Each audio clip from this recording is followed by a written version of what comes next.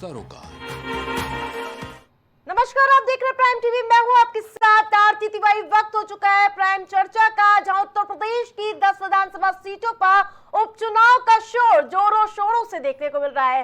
कांग्रेस ने सभी सीटों पर प्रभारी और पर्यवेक्षक उतारने के बाद सम्मेलन शुरू कर दिया है और इसी तरह बूथ कमेटियां भी तैयार की जा रही हैं। जहां पहले से कमेटी बनी है उसकी समीक्षा की जा रही है। उपचुनाव वाली 10 विधानसभा सीटों पर कांग्रेस ने 5 पर अपना दावा ठोक दिया है। पार्टी मिर्जापुर की मझवा, प्रयागराज की फूलपुर, गाजियाबाद, खैर और मीरापुर सीट पर दावा कर रही है।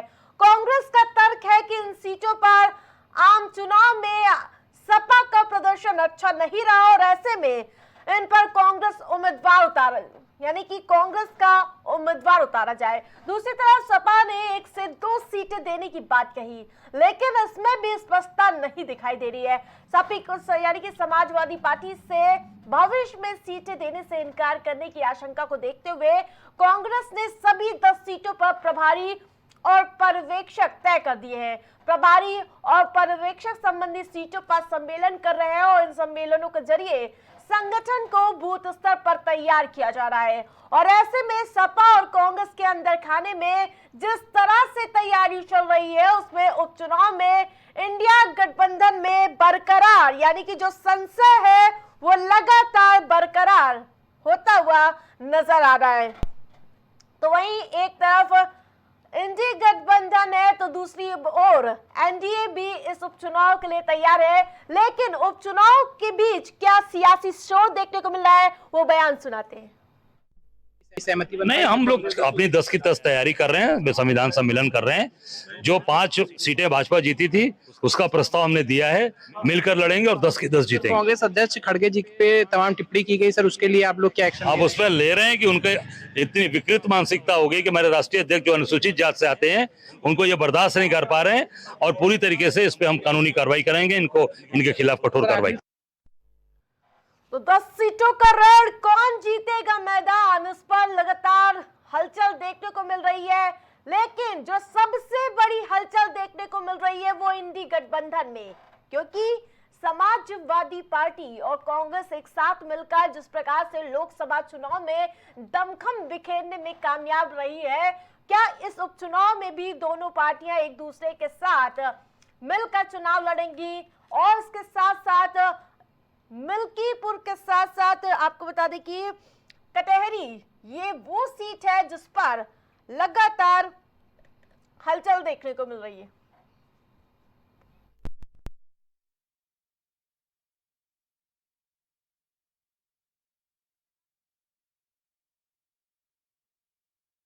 आपको बता दें कि उपचुनाव की बाजी कौन मारेगा ये देखना काफी दिलचस्प होगा। अभी तारीखों के ऐलान भले ही ना हो, लेकिन सियासी दल अपनी अपनी तैयारियों में जुट चुका है। तो वहीं जिस प्रकार से अमेठी और रायबरेली सीट कांग्रेस पार्टी ने जीत की दर्ज की है बड़े अंतराल से, उसके बाद कहीं ना कहीं कांग्रेस पार्टी का भी जोश हाई नजर आ रहा है।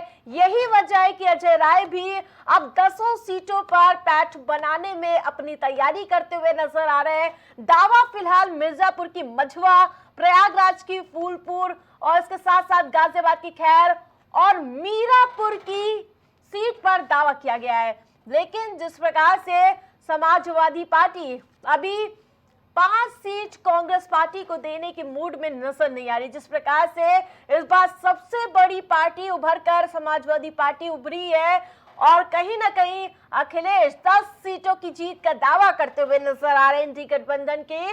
तो वहीं ये कयास लगाए जा रहे हैं कि क्या उपचुनाव से पहले कोई खटाई पड़ सकती है या कोई दरार देखने को मिल सकती है दोनों दलों में, क्योंकि इस बार कहीं ना कहीं इस बार का रण और अधिक भीषण होता हुआ नजर आ रहा है।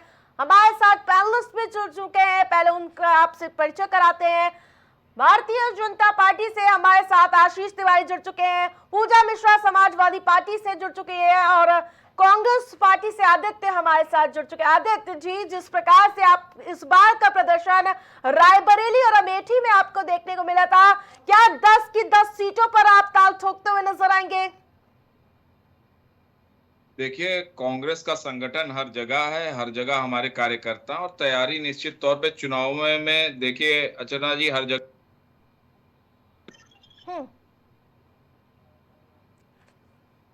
आदित्य जी, हमारे अखिलेश जी उन्होंने लगातार कहा भी था। आपकी आवाज नहीं आ रही है आदित्य जी। ये अब आई आवाज? बिल्कुल। देखिए, मैं फिर से कह रहा हूं कि हमारी तैयारी हर एक सीट पर है। 10 सीट पर कांग्रेस का संगठन है, कांग्रेस की तैयारी है। चाहे वहां हमारा गठबंधन में चुनाव लड़ना हुआ तो भी हम तैयार हैं, चाहे हमको अकेले लड़ना हुआ तो भी हम तैयार हैं। ये संगठन तय करेगी कि करना क्या है। कार्यकर्ता हमेशा तैयार रहता है।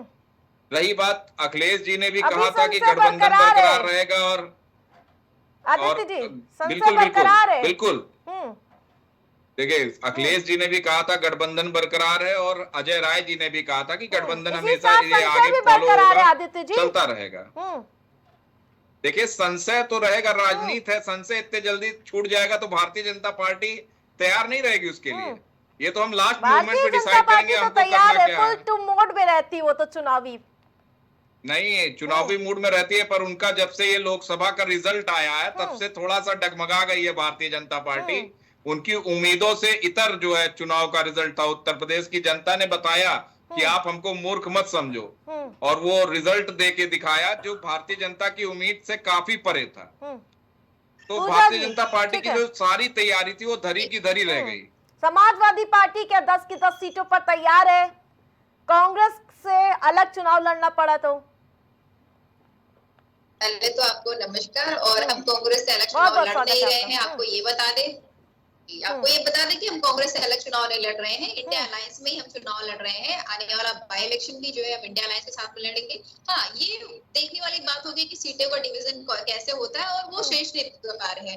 और कार्यकर्ताओं की जो तैयारी की बात अगर चल रही है, तो चाहे वो कांग्रेस का संगठन हो, चाहे वो समाजवादी पार्टी का संगठन हो, सब विधानसभा में हमारा संगठन है, वो संगठन जो है लगातार कार्य कर रहा है। और कार्यकर्ता तो पूरी तरीके से तैयार रहते हैं, उनका कार्य करना, तो वो तैयार है। और इस चीज से बिल्कुल निश्चिंत रहिए कि जो है गठबंधन, जब तक हमारे मुद्दे सेम है तब तक हमारा गठबंधन है, और हम गठबंधन में रहकर ही चुनाव लड़ेंगे। और 2024 का अपने परिणाम देखिए। की ओर से बयानबाजी हो रही है, उसमें तो नहीं लग रहा है कि पिक्चर पूरी तरह से क्लियर है इस बार उपचुनाव को लेकर। देखिए जो है, अब कांग्रेस पार्टी की बयानबाजी की बात जो भी कर रहे हो, मुझे अपनी पार्टी का पता है। मुझे ये पता है कि हमारे शीर्ष नेतृत्व जो है गठबंधन में है, और हम गठबंधन में बाई इलेक्शन में जा रहे हैं। हमारे मुद्दे सेम है। मैंने पहले भी बताया हुआ है कि विचारधाराएं अलग होती हैं, इसलिए पार्टियां अलग होती हैं। मुद्दे सेम होते हैं तो गठबंधन होता है। तो अगर जब तक हमारे मुद्दे सेम है, हम सेम मुद्दों पर लड़ रहे हैं, अगर हम उत्तर प्रदेश की लड़ाई लड़ रहे हैं, तो हम गठबंधन में ही चुनाव लड़ेंगे। अब कौन 1 सीटों पे लड़ रहा है, कौन 9 पे लड़ रहा है, कौन 10 पे लड़ रहा है, लेकिन ये निश्चित है कि 10 की 10 सीट पर इंडिया अलायंस लड़ रही है उत्तर प्रदेश में बाई इलेक्शन में। आप देखिए कि हम इंडिया अलायंस इतनी मजबूत है उत्तर प्रदेश में, समाजवादी पार्टी तीसरी सबसे बड़ी पार्टी उभर करके आई हुई कि माननीय मुख्यमंत्री, माननीय डिप्टी सीएम, माननीय प्रदेश अध्यक्ष जो ये भाजपा के, इन सब 2-2 सीटों पे सिमट कर रह गए हुए हैं। माननीय मुख्यमंत्री जी मिलकर पूरा करहल देख रहे हैं। इसी तरीके से माननीय डिप्टी सीएम जी भी 2-2 सीटें देख रहे हैं, 2-2 विधानसभाएं देख रहे हैं। हमने कहा कि भाजपा जो है पूरे साल चुनावी मोड में रहती है। परेशानी यही है कि कार्य नहीं करते हैं भाजपा के। अगर वो मुख्यमंत्री हो जाते तो भी भाजपा कार्यकर्ता ही रह जाते, प्रधानमंत्री हो जाते तो भी भाजपा के कार्यकर्ता रह जाते। ये विडंबना है, और जनता इसी सब चीजों का जवाब जो है दे रही है। जिस प्रकार से 10 सीटों पर चुनाव होने हैं, ठीक है, लौटूंगी पूजा जी। आज 10 सीटों पर भारतीय जनता पार्टी की कैसी तैयारी, क्योंकि इस बार चौतरफा जाल, एक तरफ बसपा सुप्रीमो मायावती खड़ी है, राहुल गांधी डटे नजर आ रहे, तो दूसरी ओर अखिलेश यादव कैसे भेदेंगे इस चक्रव्यूह को? क्योंकि लोकसभा चुनाव में तो हार आपकी कहीं ना कहीं ये जताती हुई नजर आ रही है कि विकास के दावे वादे धरे के धरे रह गए। देखिए अर्चना जी कि भारतीय जनता पार्टी को इससे कोई फर्क नहीं पड़ता है। आपको आवाज आ रही है मेरी? आरती नाम आवाज आ रही है? जी आवाज आ रही है, आरती है। ओके। देखिए अर्चना जी, भारतीय जनता पार्टी को इस बात से कोई फर्क नहीं पड़ता है कि उसके सामने इंडी गठबंधन हो या कोई और भी आगे हो। अच्छा, मुझे अभी बार बार यहाँ पर पूजा जी इंडिया गठबंधन कर रही, तो ये क्या कोई नया अलायंस आया हुआ है? क्योंकि अभी तक जो इनका अलायंस था वो इंडी अलायंस था, INDIA, और ये जो लास्ट में है वो अलायंस है। और अभी पूजा जी लगातार इंडिया अलायंस, तो क्या ये कोई नया अलायंस बना है? एक बार ये आप पूजा जी से जरूर पूछ लीजिएगा। और अगर ये इंडी अलायंस के बारे में ही बात कर रही है तो देखिए, मैंने आपको बताया कि भारतीय जनता पार्टी को इससे कोई फर्क नहीं पड़ता है कि इंडी अलायंस है या फिर कोई और भी अलायंस आ जाए, क्योंकि भारतीय जनता पार्टी जो चुनाव लड़ती है वो अपने मुद्दों पर लड़ती है। भारतीय जनता पार्टी ने जो काम किया है उस पर वो लड़ रही है। इससे कोई भी फर्क बिल्कुल भी नहीं पड़ने वाला है कि कांग्रेस और समाजवादी पार्टी साथ साथ लड़े। और समझने वाली बात यह है कि आप जिस तरीके से आपने भी जो संशय प्रकट करा है, निश्चित तौर पर आपको और ये पूरी प्रदेश की जनता को ये देखने को मिल रहा है कि जिस प्रकार से कांग्रेस और समाजवादी पार्टी आपस में दिखाने की कोशिश तो कर रही है कि वो एक साथ हैं, लेकिन अंदर खाने कुछ और ही माहौल इनका चल रहा है। तो निश्चित तौर पर भारतीय जनता पार्टी जो है वो अपने मुद्दों पर लड़ेगी चुनाव, अपने लिए उसने पूरा जो आशीष जी, आपको रोकना चाहूंगी। इस वक्त की बड़ी खबर पूर्वी कांगो से सामने आ रही है, जो यहाँ इस वक्त की बड़ी और अहम अपडेट आपको बता रहे, जहाँ पूर्वी कांगो में बड़ा हादसा हो गया है। पूर्वी कांगो में बड़े हादसे की जानकारी सामने आ रही है। नाव पलटने से 87 यात्रियों की मौत की जानकारी। 87 यात्रियों की मौत हो गई है। राष्ट्रपति ने जांच के आदेश दिए हैं। ये तस्वीरें एक्सक्लूसिव आपको प्राइम टीवी के माध्यम से दिखा रहे, जहां अत्यधिक सवारियां भरी हुई नजर आ रही थी। पूर्वी कांगो में ये बड़ा हादसा हुआ। ये एक्सक्लूसिव तस्वीरें आपको दिखाई किस प्रकार से नाव पलट जाती है। 87 यात्रियों की मौत की जानकारी सामने आ रही है। एक्सक्लूसिव तस्वीरें आपको दिखा रहे हैं, जहां किस प्रकार से नाव पलटती हुई नजर आती है। और उस पूरे मामले में राष्ट्रपति ने जांच के आदेश दे दिए हैं। अत्यधिक सवारियां भरी गई थी, जिसकी वजह से नाव पलटने की जानकारी सामने आ रही है। पूरी कांगो से बहुत बड़ी अपडेट सामने आ रही है। ज्यादा अपडेट के साथ सहयोगी शहबाज हमारे साथ जुड़ चुके हैं। सहयोगी, जिस प्रकार से शहबाज इस पूरी घटना सामने आई, इसकी क्या कुछ वजह सामने आई है? देखिए आरती, बिल्कुल बताना चाहूंगा आपको कि मध्य अफ्रीकी देश कांगो है, वहाँ एक नाव पलटने से बहुत बड़ा हादसा हो गया है। हालांकि जो मृतकों का जो आंकड़ा है वो अभी बढ़ सकता है। अभी जो ताजे आंकड़े की बात करें तो 100 से ज्यादा मौतों की जो है पुष्टि वहां की सरकार ने की है। और जो दक्षिण कीव प्रांत के जो गवर्नर हैं जीन जैक्स, उन्होंने ये बताया है कि नाव पर करीब 278 लोग सवार थे। और उन्होंने साफ तौर पर अभी ये भी वहां की जनता को बताया है कि जो मौतों का जो आंकड़ा है वो बढ़ सकता है, क्योंकि अभी भी जो गोताखोर जो टीम वहां पर लगी गई है, जो राहत शहबाज, इतनी तादाद में लोग भर भर के जा रहे थे। जी बिल्कुल, जो ये बंदरगाह है वहाँ लगातार ऐसी स्थिति पैदा होती रहती है। और जनवरी के महीने में भी इस तरह की घटना हुई थी, तब 22 लोग इस हादसे में डूबे थे। वहाँ के जो लोग हैं, जो लोकल लोग हैं, उनका हमेशा से यही कहना है कि यहाँ पर अत्यधिक सवारियां, पैसों की लालच में जो लोग वहाँ पर नाव चला रहे हैं, जो सुविधा दे रहे हैं, वो पैसों की लालच में अत्यधिक लोगों को भर लेते हैं, जिस वजह से आप इस तस्वीरों में भी आप देख सकते हैं कि किस तरीके से एक तरफ झुकाव ज्यादा होने के चलते जो नाव है वो पूरी पलट गई और ऐसे में इतना बड़ा हादसा हो गया। हालांकि राष्ट्रपति ने इस पूरी घटना पर दुख जताते हुए इस पूरी घटना के जांच के आदेश दे दिए हैं। देखने वाली बात ये होगी कि आखिर क्या कुछ निकल कर सामने। बिल्कुल, तमाम अपडेट के लिए बहुत बहुत धन्यवाद।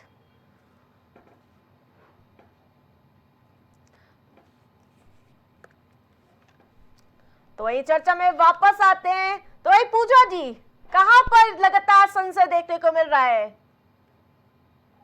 देखिए, संशय तो देखने को वहां पे मिल रहा है जहां पे खुले पत्र लिखे जा रहे हैं और माननीय मुख्यमंत्री जी से सवाल पूछा जा रहा है, जहां पे भाजपा के घटक सदन में खड़े होकर के उनसे प्रश्न करते हैं, जहां पे भाजपा के घटक उनसे कहते हैं कि नहीं, हम मंजूरी नहीं देते हैं आपके इस बिल को, या फिर हम आपके इस प्रपोजल के साथ में नहीं है। वहां पे दिखता है, इन्होंने बोला कि जो है, मैं एक बात कहना चाहूंगी, इनके घर खुद के शीशे तो होते हैं, दूसरे के घर पे पत्थर नहीं मारा करते, तो आपके तो शीशे भी बड़े कमजोर हैं।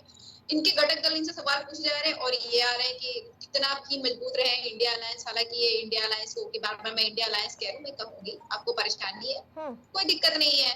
और दूसरी बात पे आ जाते हैं कि मुद्दों की बात कर रहे थे, तो उत्तर प्रदेश में जो है आपने जो उत्तर प्रदेश को गर्त में डालने का कार्य किया है उसका जवाब जनता दे रही है। उत्तर प्रदेश की 2024 में के इलेक्शन में भी जनता ने ही आपको जवाब दिया था और बाई इलेक्शन में भी जनता ही आपको जवाब देगी। और जो बाई इलेक्शन में आप कह रहे हैं कि इंडिया अलायंस में जो भी खींचना चल रहा है उससे परेशान मत होइए, हमारे मुद्दे जब तक सेम रहेंगे, जब तक हम जनता के हित की बात करते रहेंगे, तब तक हम जो है साथ में रहेंगे। हमारे मुद्दे जब विपरीत जाएंगे तब भी उस तरह गठबंधन में ना रहे हैं। उसके अलावा तो अभी जो बाई इलेक्शन का मैं आपको बता दूं आरती जी की बाई इलेक्शन में इंडिया अलायंस हम साथ में जा रहे हैं और बाई इलेक्शन मजबूती के साथ में जनता की बातों को मुखर होकर के उठाते हुए लड़ेंगे। आदित्य जी, किन सीटों पर अगर आप चुनाव साथ में लड़ेंगे तो दावा ठोकते हुए नजर आएंगे? देखिए, मैं फिर से कह रहा हूं कि जो कार्यकर्ता होते हैं उनका काम होता है हर सीटों पर तैयारी करना, और निश्चित तौर पे हमारे जो कार्यकर्ता हैं वो हर सीटों पर तैयारी कर रहे हैं, चाहे वो समाजवादी पार्टी का कैंडिडेट हो, चाहे वो कांग्रेस का कैंडिडेट वहां पर लड़े। लेकिन मेहनत तो हमको उतनी ही करनी है, हमको सीट जीतनी है क्योंकि हम अलायंस में हैं। तो इसलिए हर सीटों पे 10 सीटों पे हमारी पूरी तैयारी है कांग्रेस की, और वही मुझे लगता है समाजवादी की भी है, हर सीट पर तैयारी है। तो इसमें कोई गुरेज नहीं कहने में कि हम 10 सीटों पर पूर्ण रूप से तैयार हैं। आशीष जी, और हमारा गठबंधन चल रहा है और निश्चित तौर पे आप जल्दी ही देखेंगे सीटें भी फाइनलाइज हो जाएंगी। अभी तो चुनाव डेट ही नहीं डिक्लेयर हुआ है, चुनाव डेट आएगा तो निश्चित तौर पे सीटें भी आपको क्लियर हो जाएंगी कहाँ पे कौन लड़ेगा। ठीक है आशीष जी, जिस प्रकार से घटनाएं बढ़ती हुई नजर आ रही है, अयोध्या में आपने आरोप लगाया वहां पर भी डीएनए रिपोर्ट नेगेटिव आ गई, अब क्या कहेंगे आप? नेगेटिव डीएनए रिपोर्ट आ गई तो किसकी आ गई? ये गैंगरेप था, उसमें जो भी मोहित खान था उसका जो नौकर है उसका डीएनए मैच करा हुआ है। और निश्चित तौर पर मैं आपको कहता हूं कि कोई भी ऐसी महिला या लड़की जिसके साथ में इस तरीके का कृत्य किया गया है तो वो कोई झूठ तो नहीं बोलेगी ना। और ये अब जांच का विषय है, डीएनए रिपोर्ट का मैच ना करना इस बात का कोई क्लेरिफिकेशन नहीं है कि हाँ वो उस घटना में संलिप्त नहीं था, क्योंकि अगर ऐसा ही होने लगे तो फिर डीएनए रिपोर्ट के हिसाब से ही सारी चीजें होने लगे। लेकिन अगर वहां पर वो घटना घटी है और वहां पर एक प्रूफ उसका मिल गया है तो निश्चित तौर पर इसकी बाकी की जो घटना है उसकी जांच करी जाएगी और जांच के आधार पर इसको देखा जाएगा कि इसमें कौन कौन से लोग सम्मिलित थे और उनकी क्या उसमें संलिप्तता रही है। दूसरी बात मैंने अभी पूछा था, ये इंडिया अलायंस कर रहे हैं तो इंडिया का जो फुल फॉर्म है अगर वो मुझे बता दे तो मैं फिर मान लूंगा कि हाँ इंडिया के बाद में जो अलायंस बोलते हैं वो सही है। अगर ये इंडिया जो इन्होंने रखा है, इंडिया का फुल फॉर्म ये खाली मेरी जो पूजा बहन है इनसे आप पूछ लीजिए कि इंडिया का क्या मतलब है। जो इनका अलायंस है ये, उसमें इंडिया में INDIA का फुल फॉर्म क्या है? नहीं आरती जी जो है मैं इनको इंडिया अलायंस का फुल फॉर्म बताने के लिए नहीं बैठूं यहाँ पे और ना ही मैं बताऊंगी, ठीक है। मैं बात कर लेती हूँ मुद्दों पे। अभी इन्होंने कहा कि जो है वहाँ पे डीएनए बता दीजिए भाई, आप फिर इंडिया बच्चे के साथ में जो है, अरे फिर इंटरफेयर कर रहे हैं, पेशेंस रखिए। मैंने आपको इंटरफेयर नहीं किया ना, आपको इंटरफेयर नहीं किया ना, पेशेंस रखिए। अयोध्या की बात कर रहे हैं, अयोध्या में पहली बात तो इनकी लॉ एंड ऑर्डर इस तरीके से है कि वो जो भी बच्ची के साथ में दुष्कर्म हुआ उसका FIR दर्ज नहीं होता, वो मुख्यमंत्री से मिलती है उसके बाद में जाकर के FIR दर्ज होता है। और डीएनए टेस्ट भी जो है लॉ के अकॉर्डिंग से हुआ है, ऐसा नहीं कि लॉ के विपरीत जाकर के किया गया। और डीएनए टेस्ट की मांग उनकी पत्नी ने, एक्यूज की पत्नी ने और एक्यूज की बेटी ने की थी, वो नेगेटिव आ गई हुई है। अभी दूसरी बात पे आ जाते हैं कि अभी लखीमपुर खीरी में एक दिव्यांग के साथ में रेप हो जाता है 20 सितंबर को, उसके बाद में 1 अक्टूबर को उसका FIR दर्ज होता है। अब गांव वाले वहां पे प्रोटेस्ट कर रहे हैं कि अभी तक अपराधी नहीं पकड़ा गया, जब नाम बताया जा रहा है और जो है ये पता जा रहा है किस तरीके की घटना घटित हुई है। तो आप लॉ एंड ऑर्डर मेंटेन नहीं कर पा रहे, आप सिर्फ छुपने का प्रयास करते हैं कि समाजवादी पार्टी के पीछे छुप जाए, कांग्रेस के पीछे छुप जाए। अब बात कर लेते हैं कन्नौज की। कन्नौज में आप कहते हैं कि जो है समाजवादी पार्टी के नेता वहां पे संलिप्त थे, लेकिन उसकी पैरवी करने के लिए इनके वर्तमान के जिला अध्यक्ष, पूर्व जिला अध्यक्ष कन्नौज के वहां पे जाके 5 घंटे बैठते हैं। बताइए, आप कहते हैं कि आपके शीर्ष नेता तो कह रहे थे कि समाजवादी पार्टी का नेता है और पैरवी करने के लिए आपके जिला अध्यक्ष वहां पे बैठे हुए हैं अपराधी का।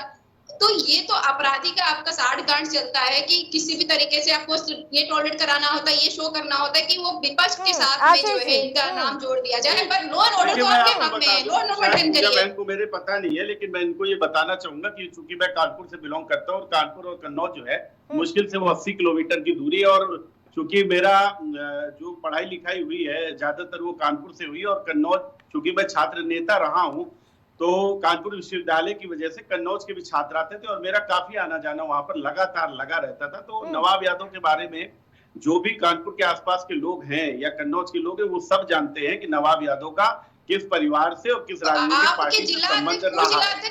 दूसरी चीज मैं आपको बताऊं, ये बता रहे हैं जो हमारे भारतीय जनता पार्टी के जो पूर्व के जिला अध्यक्ष थे वो वहां पर बैठे थे, ये नहीं बता रहे हैं कि उनकी पार्टी के जो प्रदेश के नेता थे वो उनके नार्को टेस्ट की मांग कर रहे थे।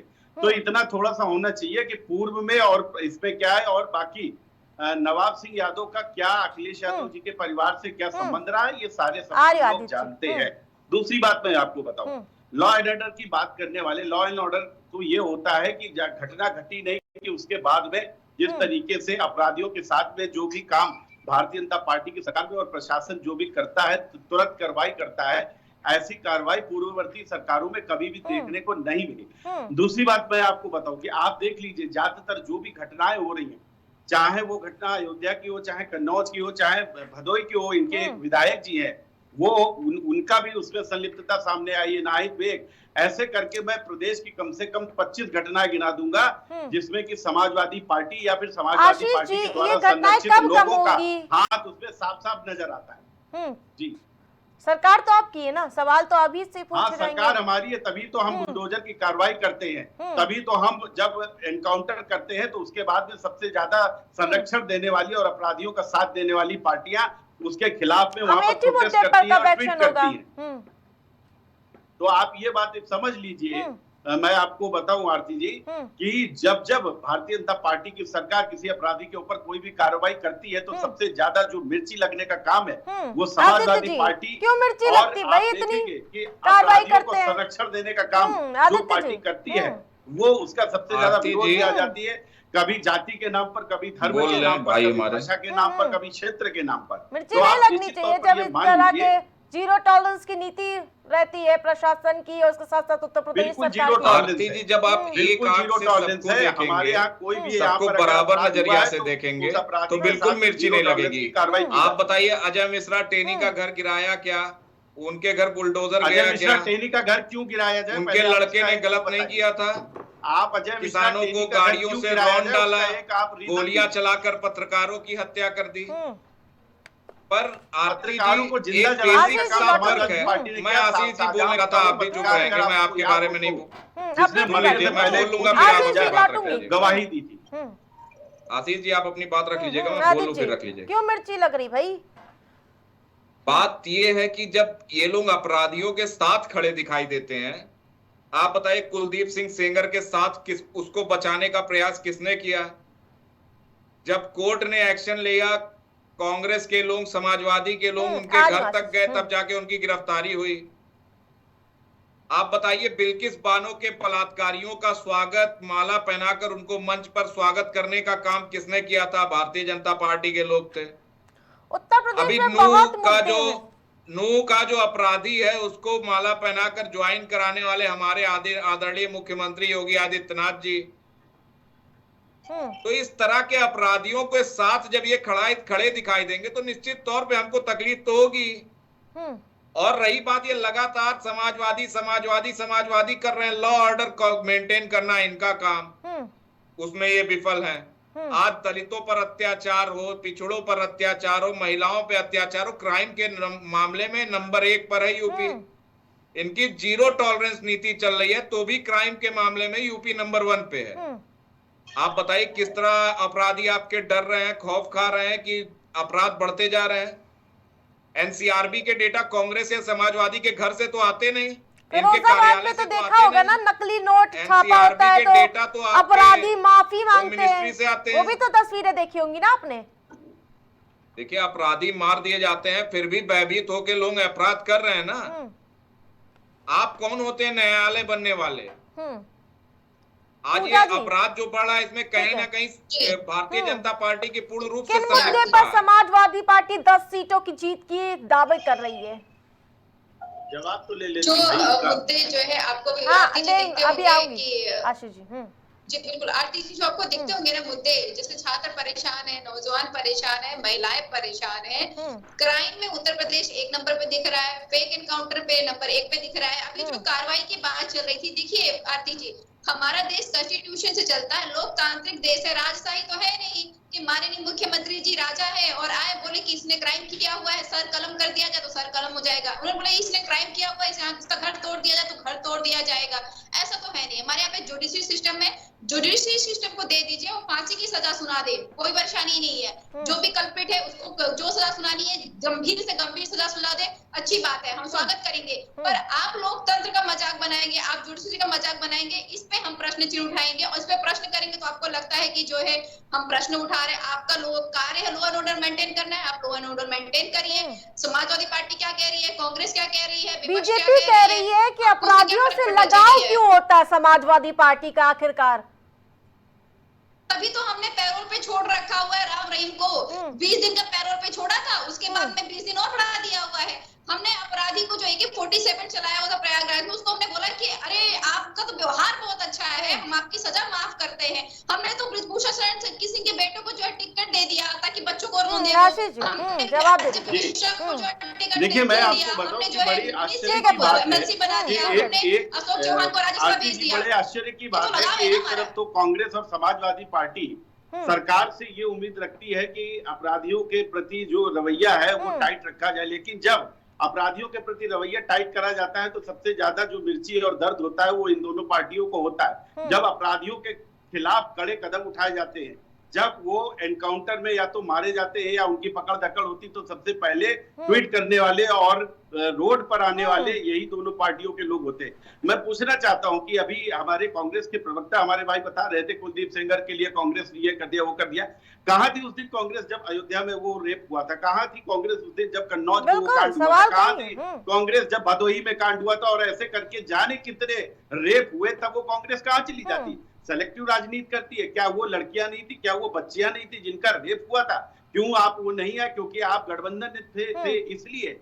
निश्चित तौर पर अभी राम रहीम की बात हो रही थी। राम रहीम, आपको ये पता होना चाहिए कि जो पैरोल होता है वो किसी भी अपराधी का एक विशेषाधिकार होता है, लेकिन मुझे समाजवादी पार्टी के प्रवक्ता क्या ये बताने का प्रयास करेंगे कि ये आतंकवादियों के लिए जो आधी रात में दरवाजा खटखटाने का काम किया जाता था, उनको जमानत दिलाने का, वो ये लोग बोलेंगे अपराधियों के और आतंकवादियों के लिए समाजवादी पार्टी ने किस तरीके से प्रदेश में क्या क्या नहीं करा, ये सबको पता है। ये लिखा है और ये इतिहास में प्रज्ञा ठाकुर पे क्या कहेंगे? पूजा जी पूछ रही हैं। आतंकवादियों के लिए समाजवादी पार्टी अदालत का दरवाजा खटखटाने गई कि इनको यहाँ पर जमानत दी जाए। आतंकवादियों को बचाने वाली ये पार्टी, अपराधियों की जो ये संरक्षण देने वाली पार्टी है, निश्चित तौर पर इनको इस तरीके की बातें नहीं करनी चाहिए। आदित्य जी, जब कन्नौज में अयोध्या में समाजवादी पार्टी से कनेक्शन मिलता है, तब कहाँ है प्रियंका गांधी, तब राहुल गांधी कहाँ थे? देखिए रेप, क्योंकि आपके सहयोगी थे तो आप कुछ नहीं बोलेंगे। नहीं, पूरी बात सुनिए आरती जी, पूरी बात सुनिए। चाहे रेप कांग्रेस का कोई कार्यकर्ता करे, भारतीय जनता पार्टी का कार्यकर्ता करे, समाजवादी का, ये देश का कानून सिस्टम है, सबको न्याय मिलना चाहिए और उन कार्यकर्ता हो चाहे जो हो, उसको सजा होनी चाहिए। ऐसे घृणित कार्य वाले, ना कांग्रेस कभी ऐसे लोगों के साथ खड़ी थी, ना कभी ऐसे लोगों के साथ खड़ी है। और ये सेलेक्टिव राजनीति नहीं है कांग्रेस की। आप बता दीजिए कांग्रेस के किस एक नेता का बयान आया अमेठी में अभी कल हत्याकांड होता है, उसमें तो दिनेश प्रताप मौके पर पहुंच जाते हैं। एक ट्वीट नहीं आया है कन्नौज या अयोध्या वाली घटना के लिए या आप बताइए घटना के लिए। वहां का सांसद कांग्रेस का है, क्या सांसद वहां संज्ञान में नहीं लेगा? क्या वहां के नेता नहीं जाएंगे? इस तरह से कहना कि केवल सिलेक्टिव पॉलिटिक्स कांग्रेस करती है भारतीय जनता पार्टी के खिलाफ, तो ये भारतीय जनता पार्टी क्यों नहीं सिलेक्टिव पॉलिटिक्स कर पा रही है? क्यों नहीं कांग्रेस के लोगों का नाम ला पा रही है? क्योंकि कांग्रेस के लोग सम्मिलित नहीं है ऐसे कार्यों में। अभी आप कर्नाटका में इनके एमएलए ने विधानसभा में अपनी कार में एक बालिका का रेप किया और वीडियो बना के वायरल किया। अभी ये 10 दिन के अंदर का मामला है। इन्हीं के विधायक है, मणि रतन नाम है। वो योगी आदित्यनाथ जी के साथ भी दिखाई दिए, अमित शाह जी के साथ भी दिखाई दिए, तैयारी कर रहे हैं। उसके बावजूद ये कहते हैं हम सेलेक्टिव पॉलिटिक्स कर रहे हैं। विधायक इनके रेप कर रहे हैं, इनके कार्यकर्ता रेप कर रहे हैं, सेलेक्टिव पॉलिटिक्स हम कर रहे हैं। भदोही के विधायक का नाम आया हुआ है भाई रेप में। ये केवल और केवल भारतीय जनता पार्टी के लोग मुद्दों से भटकाने का काम करते हैं, चाहे वो हरियाणा का चुनाव हो, चाहे वो उत्तर प्रदेश का चुनाव हो। आज ये क्या चाहते हैं, सांप्रदायिक रंग देना चाहते हैं चुनाव में। ये केवल और केवल 10 साल की सरकार हो गई, जनता अब होशियार हो चुकी है, जिस प्रकार से लोकसभा चुनाव में आपने देखा होगा। बिल्कुल बिल्कुल आरती जी, अभी 10 साल की इनकी सरकार हो गई है, पर इनकी प्रश्न पूछने की आदत नहीं जा रही है। अभी भी भारतीय जनता पार्टी अपने आप को विपक्ष में मानती है, ये बस सामने वाले से प्रश्न करना चाहते हैं। आज ये सरकार चला रहे हैं, इनको जवाब देना चाहिए कि बेटियों की आरजू तार तार कैसे हो जा रही है इनके शासन में। देखिए मैं आपको योगी आदित्यनाथ जी आग पे पट्टी बांध कर क्यों घूम रहे हैं? आप निश्चित तौर पर ये मान लीजिए कि जब उनके पास उत्तर प्रदेश में कहने के लिए कुछ नहीं तो वो कर्नाटक और हरियाणा भाग गए। इनके पास यहाँ उत्तर प्रदेश में बोलने के लिए कुछ भी नहीं रहेगा। दूसरी बात ये कह रहे हैं एक नंबर पे है अपराध, भारतीय जनता पार्टी, चाहे वो महिला के प्रति अपराध हो, चाहे वो दलित के प्रति अपराध हो, चाहे वो ओबीसी के प्रति अपराध हो, एक नंबर पे है। आपको जो धरातल पर सच्चाई है वो बताने का काम कर रही है कि प्रदेश के अंदर में जो भी जितनी भी घटनाएं हो रही है, चाहे वो लूट की, डकैती की, बलात्कार की हो, उसमें सब में ज्यादातर जो हाथ आ रहा है सामने वो इंडी गठबंधन के लोगों का आ रहा है, नहीं तो उनके द्वारा संरक्षित लोगों का आ रहा है। आप निश्चित तौर पर देख लीजिए, चाहे यहाँ छेड़छाड़ की घटनाएं होती हो, चाहे बलात्कार की घटनाएं हो रही हो, चाहे लूट की घटनाएं हो रही हो, क्या कारण है कि उसमें इंडी गठबंधन या फिर उनसे संरक्षित जो भी लोग हैं उनका ही किसने किया था? देश का जो लॉ एंड ऑर्डर उसको खराब करने की कोशिश कर रहे हैं। लेकिन आप एक बात समझ लीजिए, भारतीय जनता पार्टी और योगी आदित्यनाथ जी की सरकार है, यहाँ पर ऐसे किसी भी कारण को आपको बख्शा नहीं जाएगा, देन एंड देन उसका इलाज किया जाएगा। आपने कहा कि अजय टेनी का मकान क्यों गिराया गया, मैं आपसे ये पूछता हूँ कि अजय टेनी का मकान क्यों गिराया गया भाई? अजय टेनी का मकान कोई अवैध जगह नहीं था जैसे मोहित खान का था। आप ये बात समझ लीजिए कि उत्तर प्रदेश में बुलडोजर जहां जहां भी चला है वो सिर्फ अवैध, जो भी अवैध यहाँ पर कब्जे करके जो भी निर्माण करेंगे उनके ऊपर चला है। आप एक आदमी ऐसा नहीं बता पाएंगे जिसके घर का खुद का बिना अवैध के हो और उसके ऊपर बुलडोजर चलाया गया हो। और माननीय उच्चतम न्यायालय ने भी इस बात के लिए उत्तर प्रदेश सरकार को प्रशस्ति दी है और उसकी बड़ाई करी है। अभी समाजवादी पार्टी के प्रवक्ता कह रहे थे कि मोहित खान की जो आपने संपत्ति गिराई, क्या आप वापस करेंगे उसे? नहीं, वो अवैध थी। आप पूछिए कि वो वैध थी क्या? अगर ये यहाँ पर टीवी चैनल पर बता दे कि उनके किसी भी वैध, ये जितने भी जहाँ पर भी कार्रवाई करी गई है वो या तो सरकारी जमीन को कब्जा कर करी गई या किसी और की जमीन पर कब्जा करके बनाई गई, तालाब की कब्जा करके बनाई गई। तो अवैध के लिए तो अभी माननीय उच्चतम न्यायालय का भी आदेश आया हुआ है कि सरकार अपनी कोई भी सरकारी भूमि पर वहां पर इस तरीके की कार्रवाई कर सकती है। ठीक है आदित्य जी। अभी इनके जो पिछले मेयर थे अयोध्या के, उन्होंने 1 करोड़ की जमीन खरीदी और उसको आधे घंटे के अंदर मंदिर ट्रस्ट को 5 करोड़ रुपए में बेच दी। तो उनके ऊपर क्यों नहीं बुलडोजर चढ़ा? उनके लिए कानून अलग है क्या? आप खरीदिए, आप बेचिए। ये केवल और केवल कह देना क्या दिक्कत है भाई? कोई बुलडोजर सही जगह चल रहा है, इनके नेताओं पर बुलडोजर नहीं चलेगा। ब्रिजभूषण शरण सिंह पे बुलडोजर क्यों नहीं चढ़ा? आपने कहा लड़कियों के साथ जब गलत होता है तो लड़कियां सही बताती हैं। वो लड़की गलत थी, विनेश फोगाट, साक्षी मलिक गलत थी, जिसने इस देश के लिए मेडल लाया, गौरवान्वित किया। जब वो बता रही है कि ब्रिजभूषण शरण सिंह ने छेड़खानी की है और आप ही की दिल्ली पुलिस जो होम मिनिस्ट्री के अंडर में है, आप ही की दिल्ली पुलिस कहती है हाँ छेड़खानी हुई है, उसके बावजूद आपने कोई कार्रवाई नहीं की। कांग्रेस के पास में कोई भी मुद्दा नहीं है, क्यों नहीं गिरफ्तार किया जब दिल्ली पुलिस ने कहा? नहीं है। बूझा जी बताइए। वो आरती जी सही कह रहे हैं भाजपा के प्रवक्ता की विपक्ष के पास में कोई मुद्दा नहीं है, क्योंकि सारे मुद्दे तो जनता को दे रखे हुए हैं। मुद्दे तो सारे जनता के ही है। आपको पता होगा कि उत्तर प्रदेश में हर जगह पे खुदा हो रखा है, सड़क आपको ढूंढने पे नहीं मिलेगी, हर जगह आपको गड्ढे मिलेंगे, आपको अंदाजा भी नहीं लगेगा कि आगे जाकर के गाड़ी कहाँ कितना अंदर चली जाएगी। आप में सारे जो है जो छात्र हैं उनको उठा करके सड़कों पे ला दिया हुआ है, वो प्रोटेस्ट करते रहेंगे। आप जो है सारी महिलाओं को परेशान कर रखे हुए, टॉप नंबर पे कर रहे हैं क्राइम पे, और उसके बाद में आप कहते हैं कि बुलडोजर सही जगह पे चल रहा है। आप लोग निश्चित तौर पर मैंने बोल आपको लेने दीजिए कहा- पूजा जी को, पूजा जी को बोल लेने दीजिए। बिल्कुल बीच में इंटरफेयर नहीं किया है। आरती जी ये एकदम झूठ बोलते हैं, उसके तब भी मैं इंटरफेयर नहीं करती, उनसे सच नहीं बर्दाश्त होता है।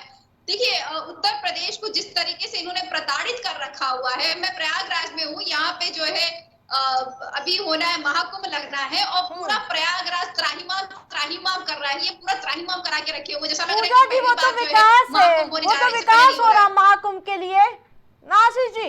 कैसा विकास हो रहा है जहाँ पे लोगों की मृत्यु हो जा रही है। मैं आपको कैसे विकास कर रहे हैं? मैंने आपको अभी बताया ये बात, मैनेजमेंट मैंने आपसे अभी ये बात बोली कि जब इंडी गठबंधन के पास में कोई भी लॉ एंड ऑर्डर को, अब ये उस पर नहीं बात कर पाएंगे, महिला अपराध पर नहीं बात कर पाएंगे, ये किसी और पर नहीं, तो अब ये चलेगा गड्ढे पर। चलिए गड्ढे की मैं बात कर लेता हूँ कि निश्चित तौर पर ये प्रयागराज में है, तो प्रयागराज में अगर ये रह रही है तो उन्होंने देखा होगा कि जो पूर्ववर्ती सरकारें थी उस समय प्रयागराज का क्या विकास हुआ था और अभी क्या विकास हो रहा है। जिस तरीके से प्रयागराज डे बाय डे वहां पर डेवलप हो रहा है और महाकुंभ का पर्व जो पिछली सरकारों में आप इनको तो पता होगा कि कुंभ मेले में किस तरीके से जाने पर रोक लगाई गई थी और किस तरीके से मेले का स्वरूप बिगाड़ने का काम भी समाजवादी पार्टी में करा गया था आजम खान के समय में। अब आप देखिए कि ये विश्व में सबसे बड़ा और अच्छा एक जो माहौल देने का काम किया जा रहा है वो प्रयागराज में भारतीय जनता पार्टी की सरकार के द्वारा किया जा रहा है, क्योंकि भारतीय जनता पार्टी की सरकार विकास पर विश्वास रखती है। वहां पर इनके जो अतीक अहमद जैसे जो माफिया हुआ करते थे, इनको तब नहीं दिखा था कि प्रयागराज में अतीक अहमद जब वहां पर था तब इनको बड़ा विकास दिखता था, वहां पर जो माफिया रहते थे तब इनको विकास दिखता था। लेकिन आज प्रयागराज को सारे माफियाओं से खत्म कर दिया गया, सारे माफिया वहां से हटा दिए गए हैं, तो इनको वहां पर जो है वो विकास दिख रहा है। निश्चित तौर पर इनकी मजबूरी है और कोई बात। स्कॉलरशिप बंद कर रखा हुआ है और प्रयागराज में चर्चा करने चले आए, जानकारी तो रख लीजिए भाई साहब। महाकुंभ मैंने इससे पहले भी देखा है, 2013 वाला भी देखा है, 2025 वाला भी देखूंगी, उससे पहले 2007 में भी अतिकुंभ देखा था, 2020 में जितने महाकुंभ अतिकुंभ आए सब देखा है, प्रयागराज में ही रहती हूँ और करोड़ों रुपया खर्चा कर दिया गया उसके लिए। खर्चे चल जा रहे हैं। हाँ, इनको नहीं दिखेगा, क्योंकि वो वाला महाकुंभ दिखेगा जब जहाँ पर व्यवस्था नहीं थी। समाजवादी पार्टी की सरकार में जो कुंभ पड़ा था वो आपने वो भी देखा होगा कैसे कुंभ का स्वरूप बिगाड़ने का काम किया गया। कुंभ का स्वरूप बिगाड़ने का काम जब समाजवादी पार्टी की सरकार में किया गया था तब इनको नजर नहीं आएगा, क्योंकि अपनी पारी में तब इनको नहीं दिखेगा। लेकिन निश्चित तौर पर जो भी लोग भारतीय जनता पार्टी की सरकार में जब वहाँ पर कुंभ मेले का आयोजन हुआ है और जिस तरीके से जो लोग वहाँ पर जाने का काम कर रहे हैं और उन्होंने जिस तरीके से तारीफ करी है, जनता ने तारीफ करी, डे बाय डे वहाँ पर बढ़ रहा है, इनको नहीं दिखेगा, इनको विकास नहीं दिखेगा। इनको विकास तब दिखता था जब ठीक है। पूजा जी, अगर हिंदुओं के लिए कुछ काम होता है तो आप लोगों को खटकने लगता है, ऐसा क्यों? कौन से कार्य की आप बात करेंगी? महाकुंभ की तैयारी हो रही है उसके लिए। नहीं, बिल्कुल महाकुंभ की तैयारी हो, अच्छी बात है। अब इसका मतलब थोड़ा कि आप गड्ढे खोद देंगे, गड्ढों का ध्यान नहीं रखेंगे, उसमें लोग गिर करके मर जाएंगे और आप छुपाएंगे। आपको जानकारी है कि यहाँ पे कितने गड्ढों में जो है लोग गिर करके मृत्यु हो गए। ये कैसी तैयारी? कितने मर गए आप बताइए ना, कितने लोगों की मृत्यु हो गई गड्ढों में गिर के? गड्ढे ना बता रहे हैं आप, तो बता रहे जैसे वहाँ कुएं खोदे गए हैं क्या? वहाँ पर गड्ढे खोदे गए हैं वहाँ की जनता को गिराने के लिए? कैसी बात कर रहे हैं आप? इतना भी आपको समझ में नहीं आ रहा कि आप बात क्या कर रहे हैं। वहाँ पर वहाँ के जो इलाहाबाद का प्रशासन है उसने गड्ढे खोद दिए हैं कि इलाहाबाद के जो लोग हैं उसमें गिर जाए। हद करते हैं आप, बिल्कुल भी सेंसलेस बात करने का काम करते हैं। इतना भी नहीं पता है आपको गड्ढे खोद दिए गए हैं, मतलब वहाँ पर प्रशासन ने गड्ढे खोद दिए हैं कि इलाहाबाद की जो जनता है वहाँ पर गिर जाए जाके, जो वहाँ से जो भी लोग निकल रहे हैं वो गड्ढों में गिर के मर जाए, ऐसा वहाँ के प्रशासन का मानना है। क्या बात करते हैं आप लोग, बिल्कुल सेंसलेस बात करते हैं। मतलब वहाँ का प्रशासन इलाहाबाद में गड्ढे खोद रहा है, हद कर रहे हैं, कुछ भी बोल रहे हैं, कोई बात नहीं रही तो यही बोल दो, कह दो गड्ढा खोद रहे सबको गिराने के लिए। ठीक है, कमाल करते हो आप। अरे थोड़ी तो सच की बात करो भाई, मुद्दों पे बात करो, मुद्दे है ही नहीं बोलने के लिए आपके पास।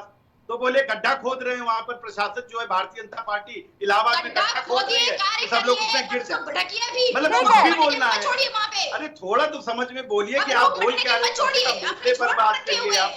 ठीक है, गड्ढे खोदे जा रहे हैं, गिराने के लिए लोग मर जाते हैं वहाँ पर। ठीक है, जनसंख्या कम करनी है वहाँ पर, हद कर रहे हैं। उपचुनाव पर अभी जवाब जब दीजिएगा। था वहाँ आरती जी, फैसलाबाद क्या बड़ा आरती विकास जी, हो रहा हाँ। था। लगातार वहाँ पर 69,000 इलाहाबाद नौकरियां का लाकर घोषणा करने आरक्षण आशीष जी, खत्म पूजा करने जी। का काम भारतीय जनता ठीक है, पार्टी ने समय हो किया। गया पूरा। वो बहुत सफेद झूठ बोलते हैं भाई। ठीक है। 69,000 नौकरियां की जो भर्तियां हुई उसमें आरक्षण को ताक किया भारतीय जनता वो मामला पार्टी ने। कोर्ट में चल रहा है, आप सुप्रीम कोर्ट ने उसके बाद इनको जब फटकार कोर्ट में लगाई चल तो रहा राइट है, टाइम हुए। कोर्ट में छोड़ दीजिए पेपर भाई लीक इसको। इनकी सरकारों में ठीक है, आप लोगों के पास रोज कोई पेपर मुद्दे लीक नहीं हो है, रहा है, मुझे हर पता पेपर चल लीक गया हो है। रहे हैं। उसके बाद देश की इन्हीं के जनता मंत्री को जाते प्राइम हैं टीवी जो के जो आज प्रदेश के दर्शक है, मुखिया उनको पता चल हैं, चुका वो है जाते कि हैं इंडी अस्पतालों में गठबंधन और अपनी कमी बारी पकड़ते में हैं, समय उसके पूरा हो बाद गया है। कोई कार्रवाई नहीं विकास होती। ठीक है। सुन नहीं सकते, इनके पास क्षमता नहीं है, ये नहीं जानते, ये जानते हैं, ये 10 सुन नहीं सीटों में पाएंगे। कितनी मैं सीटें जान हैं रहा हूँ इंडी भाई, गठबंधन? मैं जान रहा हूँ। 10 आदित्य में जी, 10 जीतने जा रही ठीक है है, इंडिया पूजा जी। गठबंधन। कितनी सीटें? जी 10 में से 10 10 सीटें? में 10 100% परफॉर्मेंस ठीक बिल्कुल। है। इंडिया अलायंस स्ट्रांगली चुनाव ठीक है। लड़ेगी। आशीष जी, आप भी बताइए दीजिए। हाँ, पूजा जी ने बिल्कुल सही कहा, ये 10 में 10 हारेंगी। ये मैं भी इनकी बात का समर्थन कर रहा हूँ कि 10 में 10 हारेंगी।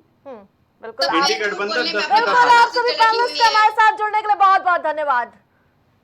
तो 10 सीटों पर उपचुनाव का रण छिड़ता हुआ नजर आ रहा है। भले ही अभी तारीखों का ऐलान ना हुआ हो, लेकिन सभी पार्टियां अपना समीकरण बैठाने में जुट चुकी है। जहां कांग्रेस पार्टी, समाजवादी पार्टी एक साथ लड़ने का भले ही मन बनाए हुए, लेकिन सीटों को लेकर संशय लगातार बरकरार है। प्राइम चर्चा में हमारे साथ फिलहाल इतना ही। देखते रहिए प्राइम टीवी। कुछ भाव पुष्प। आप देख रहे हैं प्राइम टीवी, सच